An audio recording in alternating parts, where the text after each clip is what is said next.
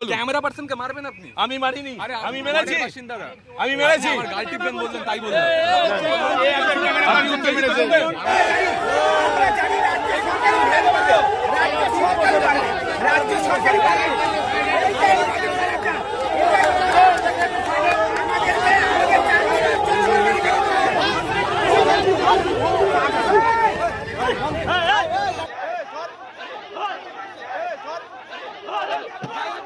হাতে বুম আছে, আমি আপনাকে এরকম করে গালতে পারাকে দেখবো আপনার বুম আছে কিনা।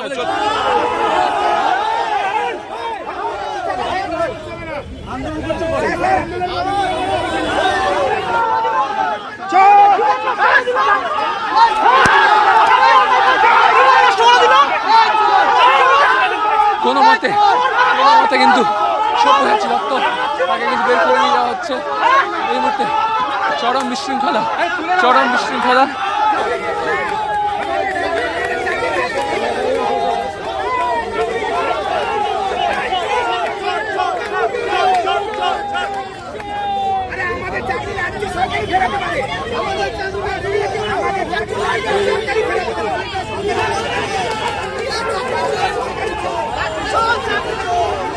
উনি বলুক যে আমরা রাস্তায় কেন, এই উত্তরটা বলেন।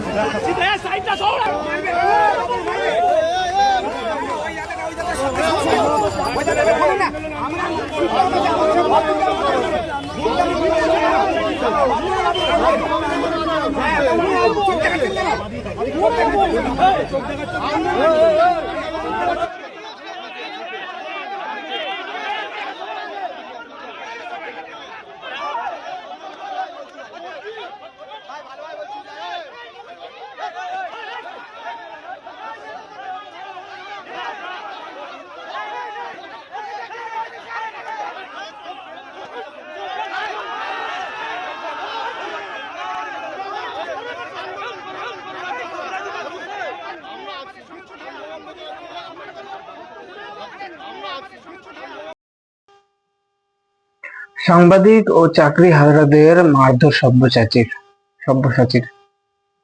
সাংবাদিক ও চাকরিহারাদের মারধর সব্যসাচীর। একে করলেন তিনি যে বিকাশ ভবন গেছিলেন সব্যসাচী দত্ত, সেখানে আগের থেকেই বিক্ষোভ দেখাচ্ছিলেন চাকরিহারারা। তো বিকাশ ভবন পৌঁছতেই চাকরিহারাদের বিক্ষোভের মুখে পড়েন সব্যসাচী দত্ত। তাকে চোর চোর স্লোগান দিয়ে অভ্যর্থনা জানান চাকরিহারারা। নিরাপত্তা রক্ষীরা ওনাকে বের করে গাড়িতে নিয়ে গেলেন। গাড়ির সামনে শুয়ে পড়ে প্রতিবাদ জানাতে থাকেন চাকরিহারারা। ব্যাস, ধৈর্য হারান সব্যসাচী দত্ত। নিজের অনুগামী সমাজ বিরোধীদের ডাকিয়ে এনে চাকরিহারাদের ছাত্র ভঙ্গ করার উদ্দেশ্যে গায়ের জোর প্রয়োগ করছে কার উপরে? যাদের কোনো দোষ নেই, যারা চাকরিহারা রয়েছে।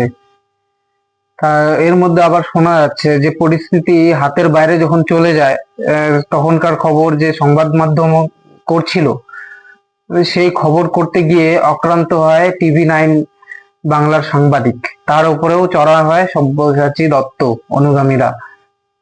অনুগামীরাও তার উপরে মারধর করে। TV9 বাংলার ক্যামেরাম্যান সূর্যেন্দুকে মেরে ঠোঁট ফাটিয়ে দেওয়া হয়। অপর সাংবাদিকের গলা টেপার চেষ্টা সহ মারধর হয়। কিন্তু এত কিছু পরেও সব্যসাচী দত্ত অনুশোচনা না দেখিয়ে সেই উগ্র গায়ে জোয়ারির পক্ষে সওয়াল করেন। সব্যসাচী দত্ত তার পার্টি যে চাকরিগুলো খেলো, তো চাকরি খাওয়ার পর এরকম আচরণ করছে যারা যোগ্য চাকরি প্রার্থীরা রয়েছে, তাদের উপরে এরকম একটা ব্যবহার করলো। তাদের পার্টির একটা কি চারিত্রিক দিক হয়ে গেল? তারা যে এরকম ব্যবহার করছে সেটা তো মিডিয়া ওখানে কভার করছে, সেখানে তো দেখতেই পাচ্ছে। তো TV9 বাংলাতে সে তো সাংবাদিকতা করতে গিয়েছিল, তাকে মারধর করার কারণটা কি? TV9 বাংলার যে ক্যামেরাম্যানটি ছিল, তিনি কি কিছু কোয়েশ্চেন করেছিল এমন যে গায়ে লাগার মতো যে তাকে মারতে হলো? সেখানকার যে মাইক ধরেছিল, তাকে প্রশ্ন করছিল, তার প্রশ্নের উত্তর কিন্তু সব্যসাচী দত্ত দিতে পারছিল না। এটাই হলো কথা, যে যারা চাকরি গেল তাদেরকে নিয়ে তো কিছু করতে পারছে না। তাদের কথা বলছে যে রিভিউ পিটিশন ফাইল করেছে Mamata Banerjee. Review petition file করেও বা কি হবে? রিভিউ পিটিশন ফাইল করেছে, তাতে তো কিছু হবে না। সুপ্রিম কোর্টের অর্ডার তো এসেই গেছে, যেটা অর্ডার এসছে সেটাই হবে। তো এটা হলো কথা, যে তাকে মারধর করলো, তার সত্ত্বেও সব্যসাচী দত্ত অনুশোচনা না দেখিয়ে এই উগ্র গায়ের জুয়ারির পক্ষে যে সওয়াল করলেন, কোনো অনুশোচনা বোধ হয়নি তার, যে একটা ভুল কাজ করে নিলাম, যে তার কাছে ক্ষমা চেয়ে নেওয়া, বা এটা আমার ভুল হয়ে গেল, একটা অনুশোচনা তো জানাতে হয়। তা না করে উগ্র মেজাজ হয়ে সওয়াল জবাব করা চালু করে দিলেন। এটাই হলো টিএমসি এরকমই, নতুন করে কিছু বলার নেই। টিএমসি আগাগোড়ার থেকে এরকমই, যে একটা কাজ করবে, তাদের লাভ্যাংশ দেখবে, কোনো কাজের ক্ষেত্রে লাভ হয়ে গেলে ঠিক আছে, নিজের ফায়দাটা দেখবে, পরে যদি ওই জিনিসে ফেসে যায় তাহলে উগ্র মেজাজ হয়ে জনতাকেই মারবে বা জেলে ঢুকিয়ে দিবে। এটাই হলো টিএমসির যতদিন এই ওয়েস্ট বেঙ্গলে থাকবে ততদিন এরকমই জনসাধারণদের ভুগতে হবে। যারা যোগ্য চাকরি প্রার্থীরা রয়েছে তাদের ভুগতে হবে। তারা তো দিশেহারা হয়ে রয়েছে, তাদের বাড়িতে পরিবার রয়েছে, তাদের কাজ নেই এখন, তারা কি করবে? এতদিন যে চাকরি করলো, তাদের তো এখন নতুন করে কোনো কাজ করার স্বাবলম্বী নেই। তারা তারা কি কাজ করে খাবে?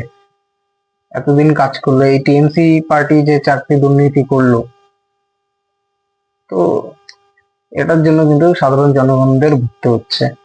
তার সঙ্গে তারা এটা আশ্বাস দিচ্ছেন যে যারা চাকরি প্রার্থীরা রয়েছে, রিভিউ পিটিশন ফাইল হয়েছে তো বুঝলাম, ঠিক আছে, কিন্তু তাতে তো কোনো কাজ হবে না।